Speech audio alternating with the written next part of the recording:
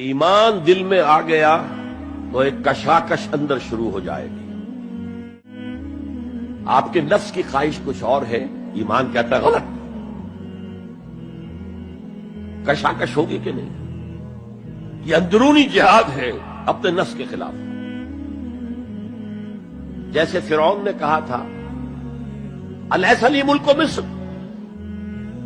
वहाज़िहिल अनहार तजरी मिन तहती, क्या मैं बादशाह नहीं हूं मिस्र का? मिस्र की हुकूमत मेरी नहीं है? और क्या ये सारी नहरें जो है मेरे निजाम के तहत नहीं चल रही?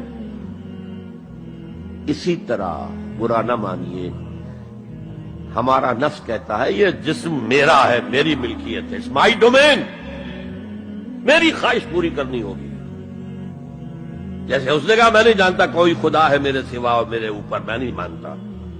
नफ्स भी कहता मैं नहीं मानने को तैयार, क्या हलाल है क्या हराम है।